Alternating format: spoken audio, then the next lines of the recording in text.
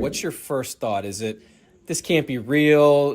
What are they going to be doing? Tell me a little bit about when you hear about it and how it's presented to you and how you decide, this does sound like something that's actually going to be something that I can do for what you did it almost, 7 years there, right?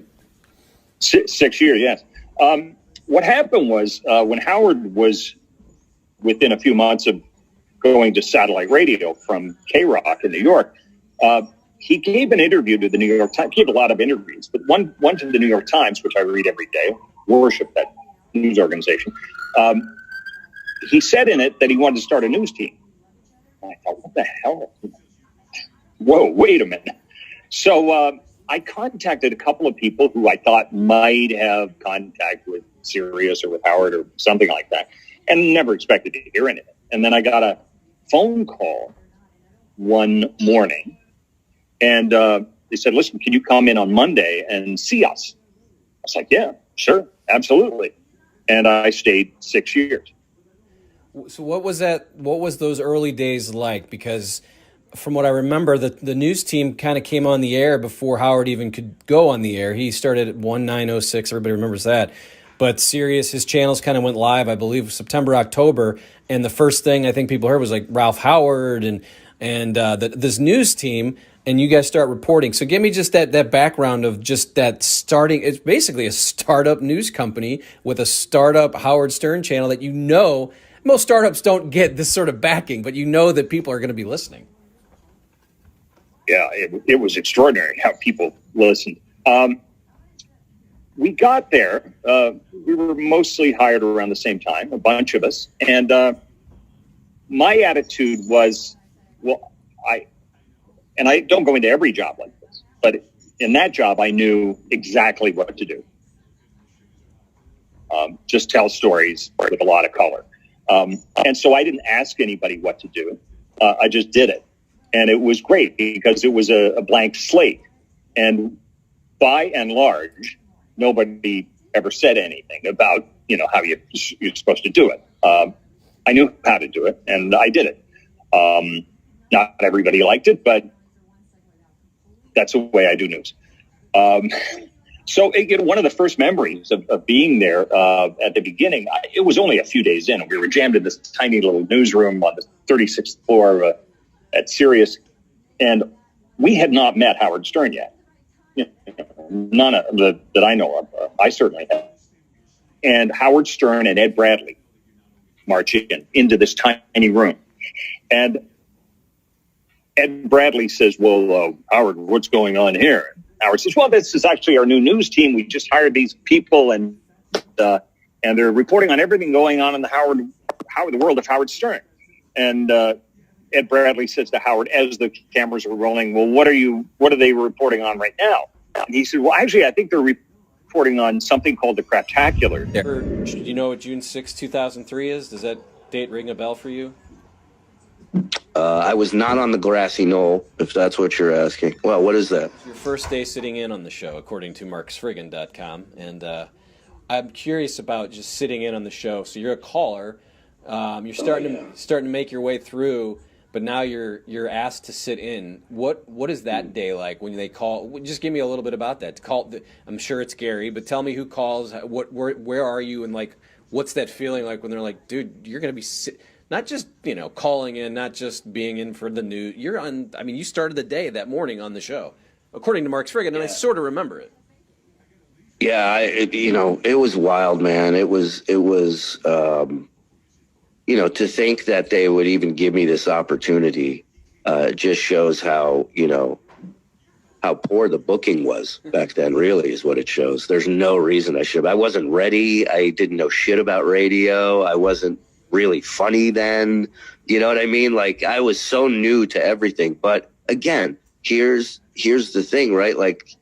I was calling in with material. I was calling in with games, with questions, on my own. Nobody asked me to do it. There was no payment for it. I used to have comics in Vegas that would be like, what the fuck are you doing? You're staying up till 6 a.m, calling some fucking show. The guy doesn't pay you. And I'm just like, how do you not get this? To me, it was a no-brainer. I'm like, because Stuttering John would sit here and go, "Oh, he loves your calls," or Benji would say, "Oh, he really likes your stuff." That's all I needed to hear. That's it. I'm doing, that's my job now, and that's literally how I treated it. So when they brought me in, I mean, I'm almost positive, because I don't remember a lot about it. I'm almost positive it was terrible. I remember I sat in for the news once at K-Rock, and Gary, to my face after the segment, I go, I'm just sitting there in my head going, I wonder how that went. And he goes, no, you did a great job. He goes, why don't you go hang out in the Yucko the Clown room, which was his way of saying the bomb room. And I'm like, I remember at one point Howard saying, and I don't know if it was this appearance, but I remember at one point saying, I like when you call in because I can hang up on you. He's like, can you go call in from the green room? So I probably was just shot out of a cannon, blah, blah, blah, blah, blah, all over the place. I know it didn't go well. So just give me that day when you get the call that Howard 101 is going to be happening. I guess Tim Sabian's probably the guy that you knew. Tell me how this all came about, that you start working on a Howard channel, and what it meant when you heard that this was happening to you. Well, in actuality, I'd gotten fired in March of 2004 for having the second largest fine. In fact, the big Nipplegate Janet Jackson thing that was started by Fred Upton, the congressman from Michigan, and then subsequently became a big witch hunt into, a television nipple issue ended up being, two of the Howard and I were the two largest casualties. Howard had 31 CBS backed affiliates. Says it didn't really matter to him. I didn't. I got fired in March of 2004, and I didn't have anything to do. Well, immediately I started talking to Jeremy Coleman from Sirius, and of course Sirius and XM were two different entities back then, and so I started talking to Jeremy Coleman, and I was slated. And I don't know that if Howard knows this or not. I'm sure he does. But I was talking to Jeremy Coleman and Jay Clark, and Jay Clark was the president of programming at the time. And they initially were going to make me. I was going to come in and be the morning guy on Sirius. The job that Howard had, and at that point, things started happening, and it got to be like July, August of 2004, and I think at that point Howard kind of became a little bit available, or Ross Sapin started talking to somebody on Howard's behalf, and all of a sudden they stopped talking to me altogether. I almost had my deal done in like July of 2004, and I was going to start in the fall, and all of a sudden Walter Sabo and Jay Clark and all these guys that I'm talking to get this deal done on Sirius stop, and they're like, I remember in October of 2004 I got a call from Walter Sabo, and he's like, Bubba, there's been a change in the wind here, and we aren't interested in you being the morning guy anymore. And I'm like, well, what do you mean?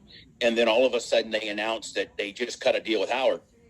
So at that point they tell me, well, we're still kind of interested in you, but it would probably only be with Howard's blessing. And, at this point, Howard and I were arch nemesis. Like I'd been syndicated in Hartford, and I talked all this shit about Howard, and, Howard's a pussy, and Howard's not a real man, and I'm a real man. I fucking can drive a truck, and I can run a bulldozer, and I'll kick your ass. Just the standard, radio shit. And, fuck you, Howard. I'm going to write some parody songs about how stupid you are, and, all this kind of, how you look like Big Bird and all this bullshit.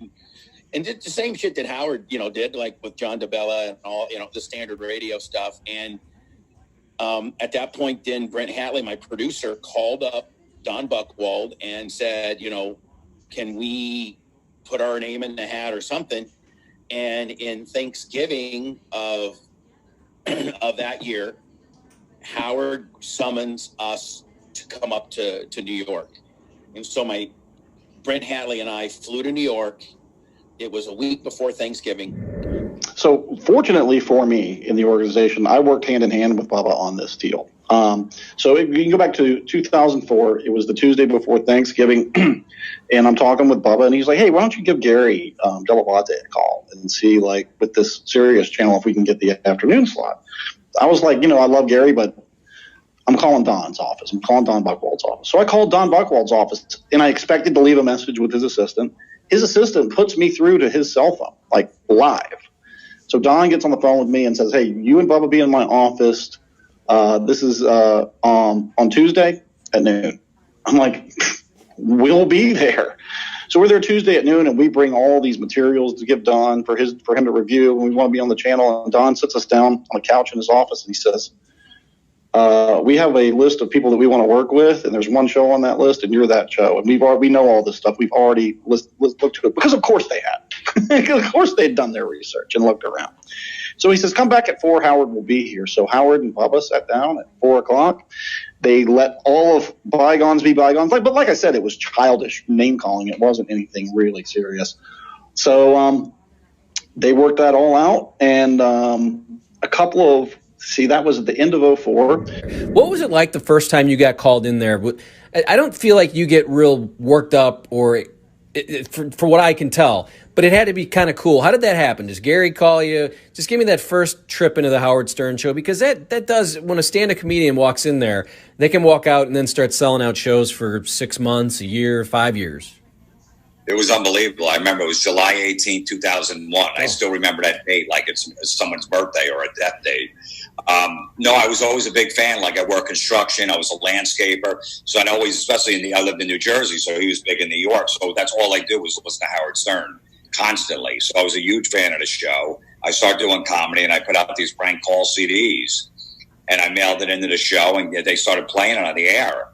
And, they're like, oh, we got to have this guy in. He's really funny. And then they go, oh, okay, you're booked. You're going to sit in for a whole day on this day in July. And, if you know the show, you know when they, jump in and jump out. I'm like, all right, great. I just couldn't believe it. I mean, I remember being in the green room like 10 to 6. The show starts at 6 a.m. and I'm just standing there. And I see Howard walk by. I see Robin. I see Fred. I see everybody. I'm like, oh, I can't believe I'm here. I'm like, this is unbelievable. I've been fans of these people forever. I go, all right, I can't mess it up. I go, I got one shot.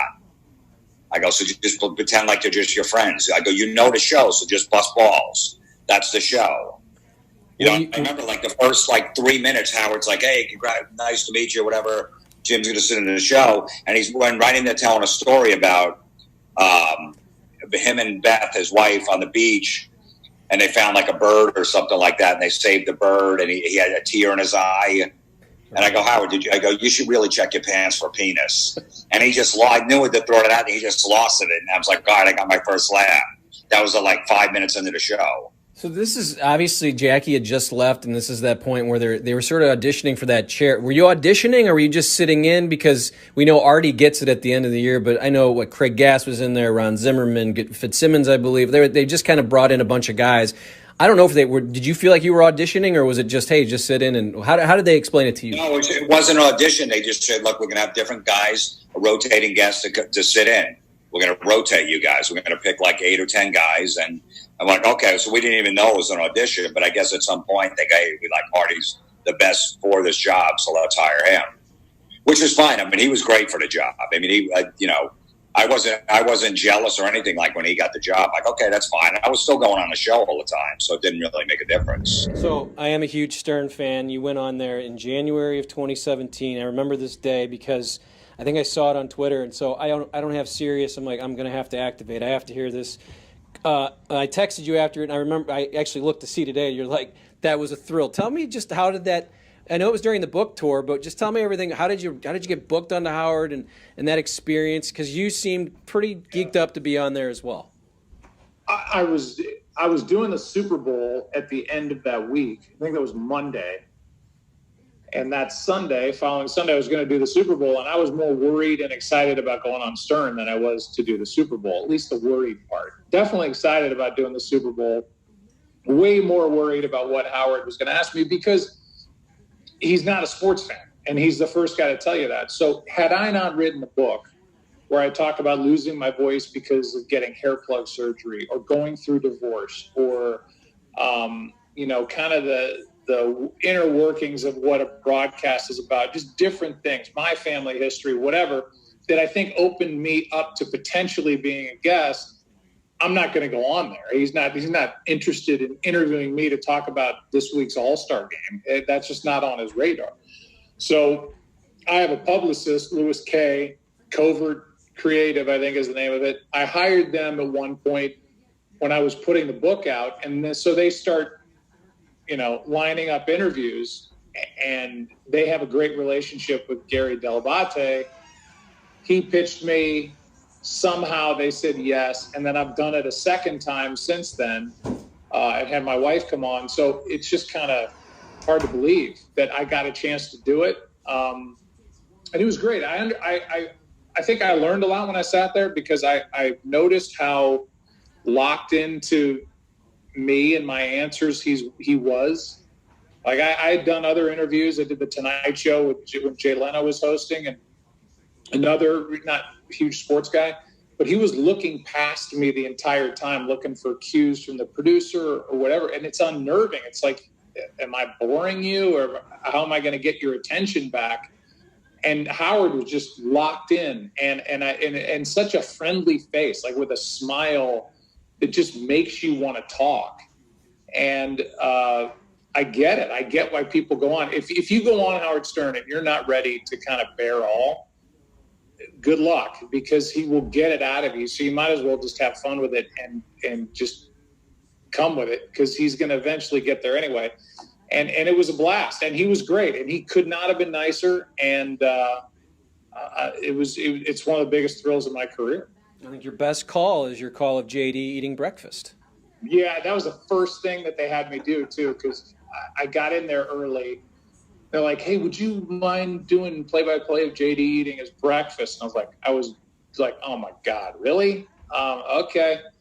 So they gave me, a few stats, like how many grams of fat the sandwich was that he was eating, and so there I am. It's like surreal. Here I am looking at him through a glass door and doing the play-by-play. They did such a good job of editing that thing, because it was not that funny when I did it, but they put it together in a way that made it a lot more entertaining than it otherwise would have been. So, and then I did a phony phone call, which, I love listening to those. And all they did was had me record lines.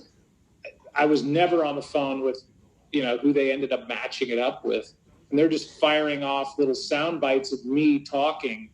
And I was in awe when I listened to it. So got it. I mean, you can tell that there's a bit of a disconnect, but it sounds like I'm giving the guy trouble on the other end of the phone line, and I was never on with anybody. I was recording in a studio these random lines that they gave me. And I put together a tape of all these voices that I did, and I overnighted it to the Howard Stern show, and I think I labeled the tape Satan, and then I put in a little note like, "Hey Gary, this tape will scare the shit out of you." The next day, someone at the radio station, a receptionist, said, "Hey, you have a phone call from Gary dell'Abate. He wants you to call him." And I was like, "That's it." And I went out and got hammered for like a week. I just went out and got shit-faced and just celebrated like, "Oh, it's going to be great news." And then a week later, the receptionist said, "Hey, Gary dell'Abate called and said, can you please call when you have time?" And I was like, "Oh, fuck. That's right." So I called him up, and Gary said, "Hey, so I got your tape, and man, all the voices. Like, who's doing all the voices on the tape?" And I said, "Well, that's me. That's me doing everything on there." And he said, "So is that you doing the Sam Kinison?" And I said, "Yeah." And he goes, "You're Sam Kinison.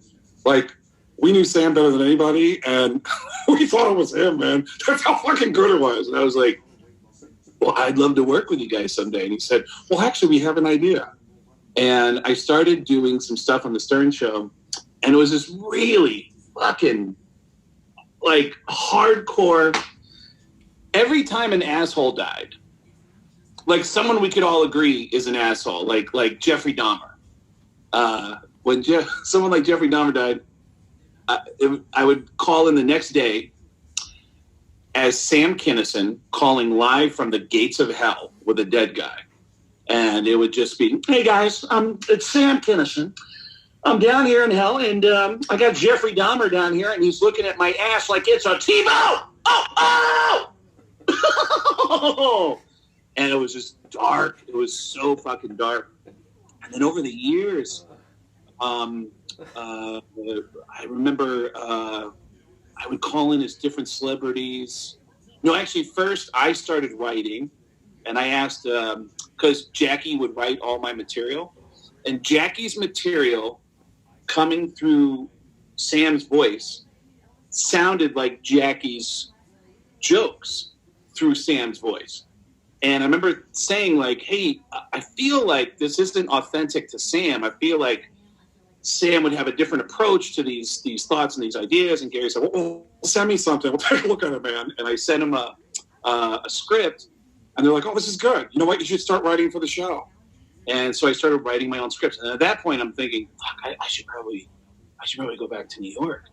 And so there was a comedian that I worked with a lot out in Seattle who was living in New York named Mitch Hedberg. And I asked Mitch, like, hey, Mitch, would it be cool if I need to be out in New York? You know, is it okay if I stay with you for a little bit until I get on my feet? He was like, hell yeah, man, you can stay as long as you want. And I moved in with Mitch, and I started writing for Howard. I started writing for Weekend Update. And then I just started going into some weird fucking directions because I felt so much love from Howard for what I was doing. And Howard, we go to stay in this hotel, and I'd never been to New York a lot. You know, I'm just some stupid guy from Indiana that to travel around a little bit radio, but I'd never been in New York that many times. And we're staying near Don Buchwald's office, and I had to go and have a kind of a conversation with Howard. And so, listen, all these radio guys can act like you're big, bad, and tough, but Howard Stern is still fucking Howard Stern. Like, you know, even though he was my arch nemesis, every one of us would love to be Howard Stern. Every one of us would love to have his success. What did you think that was going to be like? Were you worried that he? No. Did you think he was going to be like, who? What are you? You know, because he could just bring you up and just maul you and say, get out of here. You could have just said, listen, you stupid. Look how fat you are. You're so fucking stupid. You think I'd give you a chance? Get the fuck out of here. You know, like, I didn't have any idea. So I go there, and I go to Don Buchwald's office, and I go, and the secretary goes, Don, go inside Don's office. He's waiting for you. So I just thought that Howard was going to be in there, you know. And so I go in there, and there's Don, and what a nice man. He's just very calculated and calm and patient, and just, old school. And he's like, hey, tell me a little bit about yourself. And he acts like he genuinely cares, and he's writing some notes down. And so I'm kind of thinking, okay, well, I'm probably not going to meet Howard. Don's going to either tell Howard I'm a weirdo or I'm okay or, whatever. So about 15 minutes, and Don's asking me, where you grow up and, where you from and blah, blah, blah. And never mentioned Howard one time. So about 15, 20 minutes go by, and he goes, you know what, now, Bob, I tell you what. I want you to go past my secretary, walk out of my office, go past my secretary, and on the second door on your right-hand side, there's a conference room. I need you to go in there and wait for Howard. And I'm like, oh, fuck. So I go in there, and it's just a regular conference room, but it's really dark, really no lights on or nothing. And about 2 minutes later, here comes Howard. And he walks in, and I can remember like nothing. He had brown construction boots on, like cat, military, which made him even more taller. Because, I think the first thing, I'm 5'11", 5'10". The first thing you notice is how tall Howard is. And he walks in, and I stand up, and he bumps my fist, and we sit down. He sits down across from me, and we start talking like a couple little radio bitches, just all about radio. Hey, when you were at, in Detroit, and, hey, what do you think about, Phil Hendry? And, hey, man, remember the old Neil Rogers and Miami? And, oh, my God, and, Howard, when you did the John DeBella funeral, I was in Philly, and I actually worked for Q102, and I went to the funeral. And we just hit it off like a couple little radio bitches. And we probably talked for like an hour, maybe an hour and a half. And he got up and said, you know what? I like you. I think you have what I'm looking for. I'm familiar with your career. And he said, now I'm going to make a phone call. I'm going to tell Sirius that I'd like for them to cut a deal with you. And he said these words to me. He looked at me in my eyes and he said these words to me, and it forever held true. He said, don't ask me to ever get involved with your money or your contract or anything. I don't want any part of that. Go cut your best deal, but keep me out of that. I'm going to give them my blessing. And, hopefully you can work out a deal. And then a few months later, I get a call from SiriusXM and from Bubba saying, hey, listen, Howard wants to borrow you to come up there and help develop the channels and get them ready for channel launch. Because basically you just had 2 channels there with nothing. Like nothing had been done. So it was like 4 of us there was a senior vice president and then a consultant and then a couple of us that actually, put a lot of the work into getting the channels ready. So I was fortunate to be involved in it the whole time. And I was fortunate to be, selected by the Howard Stern team to come up and help with channel launch. And Bubba was gracious enough to let me do that. And then I finished that up in October of 2005, came back, helped Bubba get ready for channel launch in January of 2006. And we all went up together in January of 2006 and did the first 2 weeks live from Sirius. So it was an incredible experience, something I'll never forget for sure. You were one of those kind of lifer guys. Like you showed up kind of with Grillo and Stuttering John. I think Stuttering John was there before you got there. But just talk about how you ended up in the Howard Stern universe. It was an internship, right? Or is that? Yeah, I started as an intern. I was 20 years old going into my junior year of college. And it's interesting because I knew of Howard, wasn't really a fan because I didn't really listen to talk radio at that point. 20 years old, I was probably just listening to like some Headbangers music in my car whenever I was in it. So I wasn't really listening to that kind of entertainment. I was going to college at Long Island University, CW Post, and I worked at the radio station, the college radio station, with this kid, Mike Navarro, who was interning on the show. He was Stuttering John's best friend. He was also interning at Howard with John, and he was graduating and leaving his internship. And I knew I was going to need one, so I asked Mike if he can set me up with an interview. And that's really how it all started, from knowing Mike Navarro from going to college. And back then, it seemed like at Howard, if you hung on and just kind of did a good job, you got a job, right? And that's pretty much what happened, right? Yeah, that's basically what happens. If you're good at your job or good enough at your job, and you're willing to work for nothing, which I was, which I worked for a little over 2 years for free. So for zero money, nothing, zero. So if you're willing to work for that kind of pay, you can go far in this industry. So I was able to, stay there. I showed up every morning because the biggest problem was prior to when I joined the show is they would get interns and you'd have to be in at 5 a.m. And for any, college age kid, being somewhere at 5 a.m. 5 days a week was not easy, and most interns didn't last. And so they really, I came in, was there every day at 5 a.m., did my job, did whatever I was asked to do, stayed until, 1, 2 o'clock, and then would go to college after that. But yeah, that was really, if you could just show up and be on time, that was considered the best you can do. But you started as an intern, right? Just give me how that process works. I mean, I'm sure there's so many people that want. All right, it's really kind of an interesting story. If I go on a little too long, cut me off. But I had a decision when I was in. I went to Catholic school. My parents asked me, if you want to go to Catholic high school, you can. If you don't, you can go to public. And I knew I would never survive. Not survive physically. I would be cutting class, and I knew I needed an education. So I chose Catholic school. I wrestled in high school 4 years, and all right, you've already gone too long. I'm just kidding. my father, I wrestled, and my parents never said I didn't go to college. So I wound up my senior year. My father goes, if you want to go to college, I'll pay for it. So I got recruited by Hunter College, which is on Madison Avenue and 68th Street. No, I was on Lexington 68th, and I listened to Howard every day on my headphones. And one day I heard him give out the address. It said 600 Madison. I'm like, that's down the block. I went, cut class, went down, went to this about 600 Madison, went up to the 4th floor, and now I'm standing in the lobby of K-Rock. And I'm like, and I remember there's the receptionist and there was the door, and there was this really ugly green plant on the other side of the door. And all I could think about was, I have to get past that plant. And after that, I was determined. I'm relentless. When I want something, I'm going to get it. And I sent in a resume. I didn't hear back. Then I hand wrote a really pathetic resume, like a letter to Gary, and ripped it out of my spiral notebook. I had phrase on it. I stuffed it into an envelope. Gary called me back.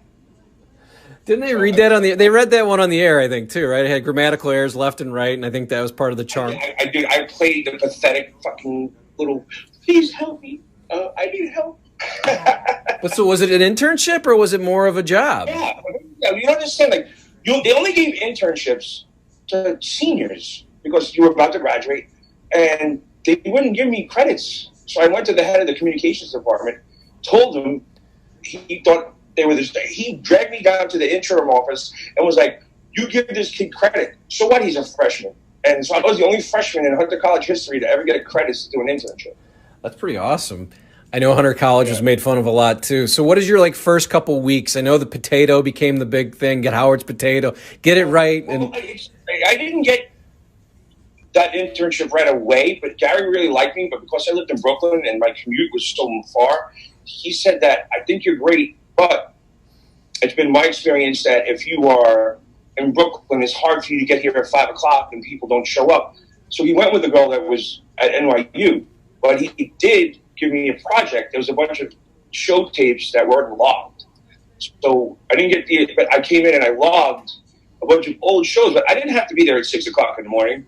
But I showed up there at 6 o'clock in the morning because I'd be in the back office at a desk and I'd be listening to the show. And I remember okay, yeah, bring in Gilbert Gottfried now. And I'd stand up and I watched Gilbert Gottfried walk into the studio and I was like, I can't believe I'm here. So I made the mistake of going through that box rather quick. But I was there 5 days a week because I was working for the Howard Stern show.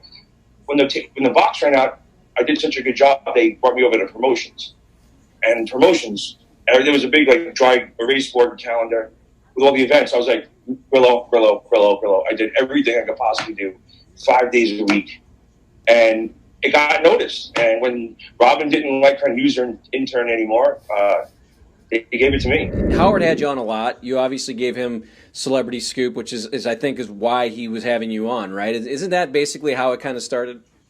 So how it all started for me, I was working for this magazine called Stepping Out, and I had done a review of a Sam Kinison performance, and it was terrible. He collapsed on stage. He couldn't finish the performance, so it was a very negative review. And 6 months later, Sam was backstage at a New Jersey comedy club, and I was backstage, just kind of hanging out. And his brother Bill goes, "Is your name Chauncey Hayden?" And I say, "Yeah." And he pulls the article that I had written 6 months earlier and says, "Sam, this is the guy." And they both attack me. And it turns to a big brawl in the green room. It made all the New York papers. And at that point, Stern had beginnings of that connection with Sam, and he was a part of the show. And he's like, "Did you read in the New York Post this morning?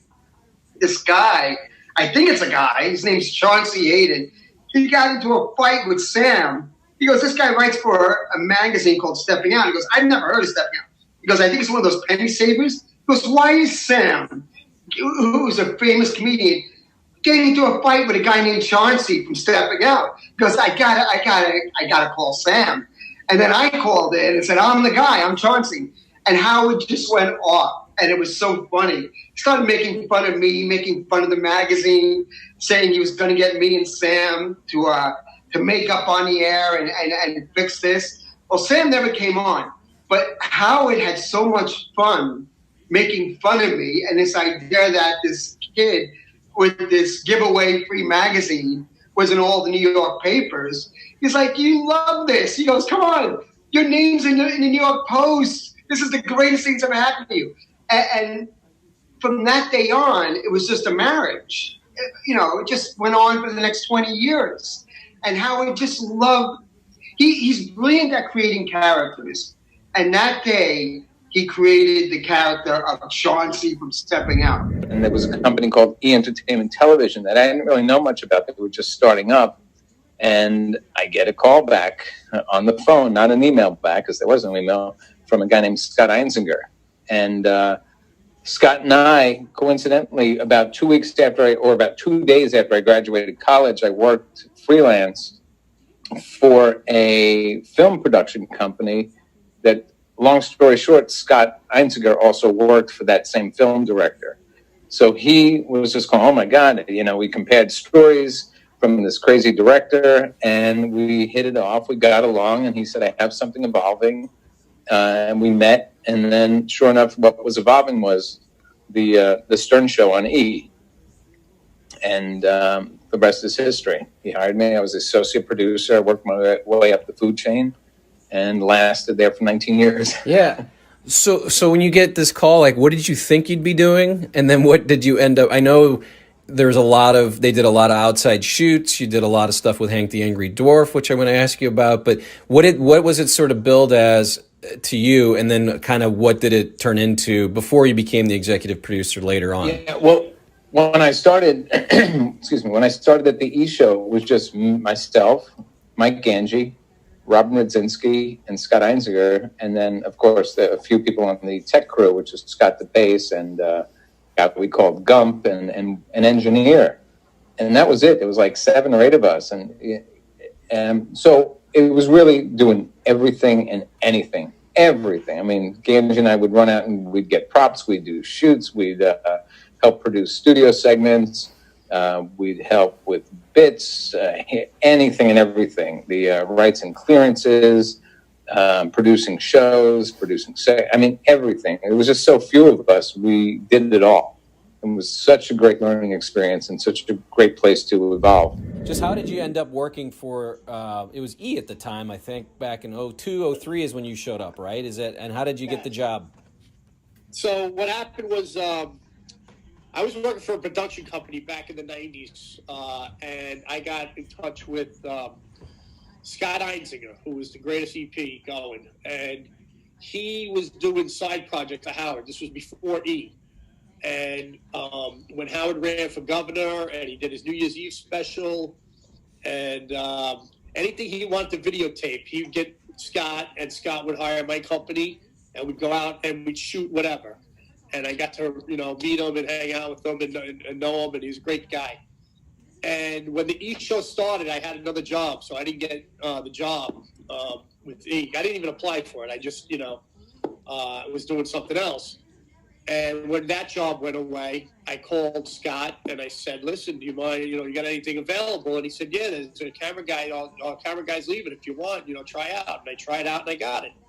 So I started in 97, and I did 8 years with E! And I did 8 years with In Demand. So you went from I guess the studio got bigger at K-Rock, and then obviously way bigger at Sirius. But so what happened was at K-Rock, there was 2 studios. There was one K-Rock, which was a real small studio. The first 3 years at E! was the original K-Rock, which was at 600 Madison. I was only there for like a month, maybe, not even, maybe like a week. And then that winter break happened, and then we came back and they built a new studio, which was the new K-Rock on 57th Street. And I started from day one there. And I did the whole time there. And then they had offsetting contracts between K-Rock, between radio and TV. So with 6 months left in his radio contract, and he was already going to Sirius, the E! contract was up, and he wasn't bringing E! to, satellites. So we parted ways in June. And then for 6 months, I kind of just freelanced around. And then, nice enough, he hired us back, and we all got our jobs back at Howard TV. In 98, CBS merged with Infinity. Mel Karmas and the radio group, and I'm like, holy shit, Howard Stern is now part of our family. And I just would tell anyone that would listen, we got to do something, Howard. We got to do something, Howard. And I was in a position to make something happen, and it was great. We set up. I pitched the idea, or the idea that we should do something with Howard, and that's when the Saturday night show came in. Which I said, let's not lie. Let's call it what it is: the Howard Stern Radio Show, which is what it was—a TV show that was basically the radio show. Excuse me, and that's when I got to work with Howard. And I, as a longtime listener, I'm sure you know, when you're in the Howard real world of working with him, whether you're his housekeeper or you bring him his coffee or whatever's in his world, if you're open to it, he'll pull you in. And I was absolutely open to it because I was such a fan, and that's how that happened. So there were days where then when Jackie left, I had been with the show long enough that Howard wanted me to sit in for some shows, which was amazing. That was another experience. And there were some days where I would be like, holy shit, I'm starting my day on the Howard Stern show on the air.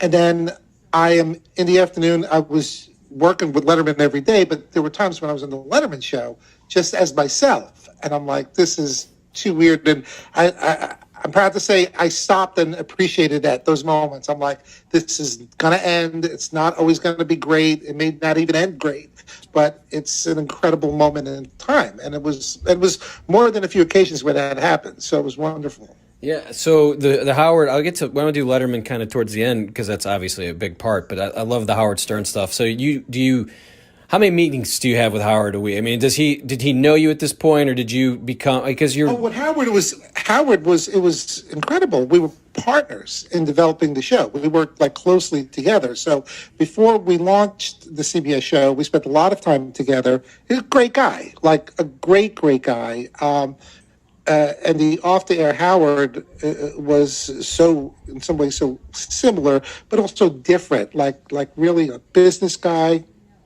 And really, like Dave, completely micromanaging in a good way every aspect of the show. It wasn't just stick a camera in here and put it on CBS. He had thoughts and opinions and strong feelings about a lot of things. So we were real partners on that. And going, when you're in the Howard world, there's weekly meetings, and unlike late night TV, the meetings, everyone is there. It's not just the writers. That's the great thing about Howard. A good idea is a good idea no matter where it came from. And with Howard, it was we hit the ground running, super, super close, which allowed that ease on air, I think. I woke up one morning, I had 3 messages on my voicemail. The first message was, dude, Howard Stern is looking for new people. You got to call him up. Boop. Hey, dude, I don't know if you heard, man. Howard Stern says he's going to audition new comics because Jackie's off the show. Boop. Hey, Craig, it's Gary dell'abate. Call me as soon as you get this. And I was like, what the fuck? And then I called him up and I go, hey, Gary, what's going on? He goes, hey, how are you? And I was like, he's never asked me how I am. I'm doing great. I heard Jackie quit the show. Yes, he did. And I said, is that what this is about? And he said, yes, it is. And I was like, what do you want to do? And he said, we just want you to come in for 2 days, just see what happens, just have fucking fun. And then I came in, and that's all I wanted, man. I wanted 2 days, just come in and have fun. And something happened in that first 2 days that was I didn't realize how large it was. All I ever want to do when I'm in a studio with somebody is I just want to make everyone in this room laugh. And you don't think about people listening. And in that show, I was getting text messages all the time from all over the country. And then I started getting offered acting roles, and then, got, just based on stuff I would say on the show. I got offered acting roles in Sex and the City, and later on King of Queens, and things just started happening from there. But the audition was supposed to be a 2-day audition. It turned into 2 days a week, every week for the next 10 months or so. And then by the time we got to that end of that run, I was in 2 days a week, and then they would bring in Florentine and Kimmel and Richard Jenny, Adam Carolla, Jeff Ross. Then they started bringing Artie in. Then Artie started doing 2 days a week. And then that middle day on Wednesday, they would start rotating. But it was just me and Artie doing 2 days a week every week. And then they finally gave the job to Artie, and then I started getting work. So it launched my career.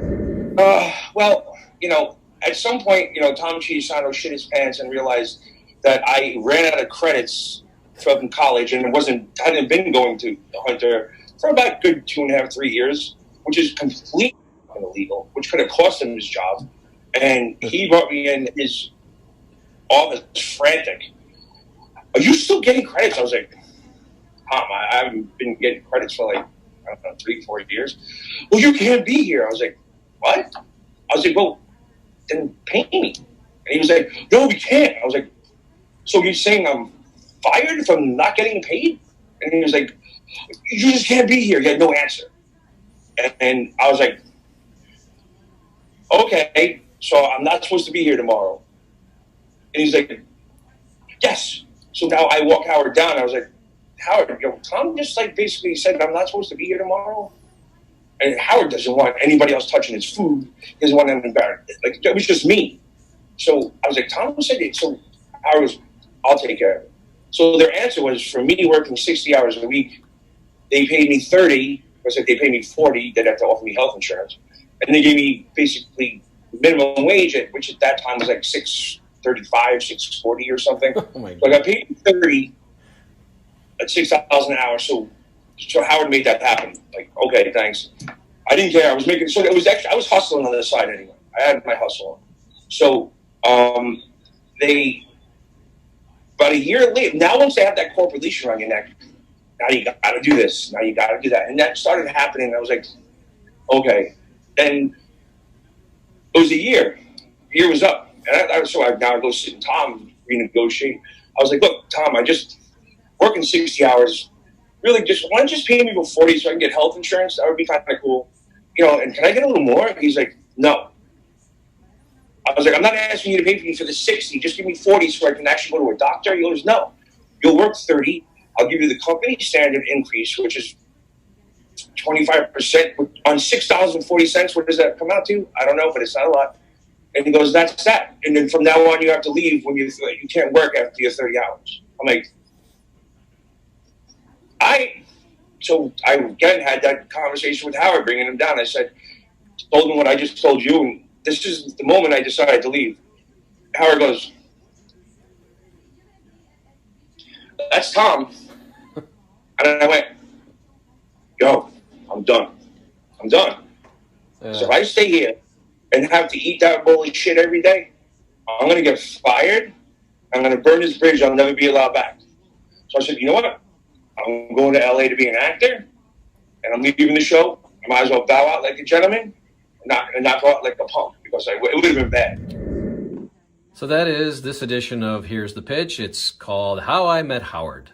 And hopefully you enjoyed it. Again, new ones coming soon, so keep your eyes and ears open to YouTube here. Search ST Weekly if you're not already subscribed, and you should be subscribed by now. But tell your friends. ST Weekly, Sports Talk Weekly, Stern Talk Weekly. We're doing it all right here at YouTube. And lots more coming. Many guests in the hopper coming up. And hopefully you enjoy those as well. We'll see you next time. Thanks.